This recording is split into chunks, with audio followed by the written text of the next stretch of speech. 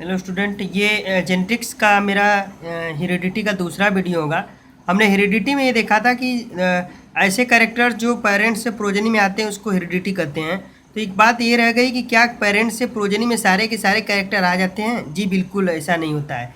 कुछ क्या होते हैं, कुछ जो प्रोजेनी होते हैं, बच्चे होते हैं, अपने माँ बाप से कुछ अलग भी कैरेक्टर शो करते हैं, तो वो वेरिएशन होता है। ठीक है, और वेरिएशन हमेशा सेक्सुअल रिप्रोडक्शन में ज़्यादा होता है।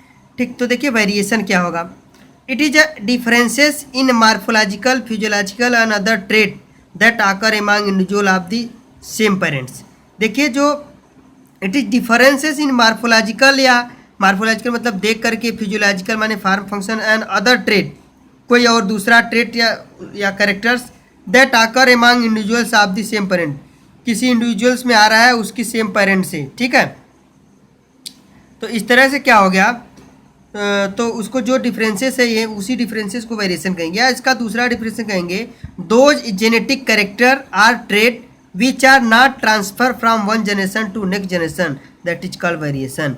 यानी जो कैरेक्टर क्या होगा, नहीं आएगा पेरेंट्स टू प्रोजेनी में, तो क्या करेगा, वो वेरी कर जाएगा। तो इस तरह से उसको क्या कहते हैं, वेरिएशन कहते हैं। Variation causes survival of the fittest. देखिए किसी भी ऑर्गेनिजम्स को सर्वाइव करने के लिए वेरिएशन का बड़ा रोल होता है। ठीक है, एडाप्टेशन में कन्वर्ट हो जाता है। Variation help in adaptation.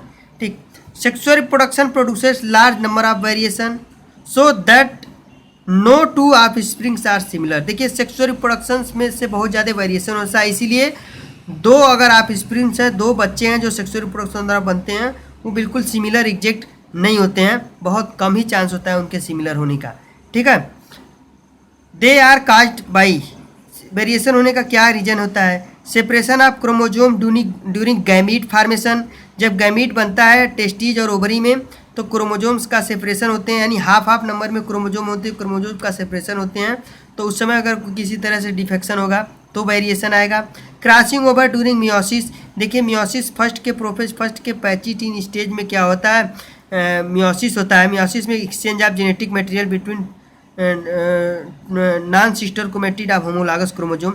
जब क्रॉसिंग ओवर होता है क्रोमोजोम्स का, है ना, तो वहाँ पे भी डिफेक्शन होगा तो वेरिएशन होने का रीजन होता है, यानी जीन क्या होते हैं, दूर दूर हो सकते हैं।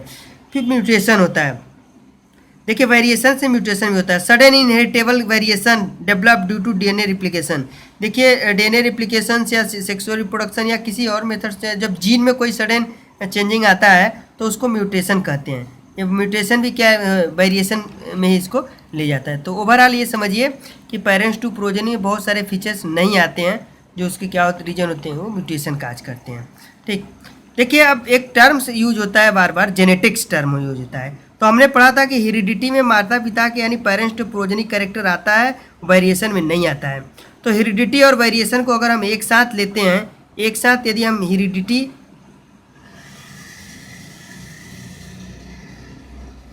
प्लस वेरिएशन को हम लेंगे तो इसी को क्या कहते हैं, जेनेटिक्स कहते हैं।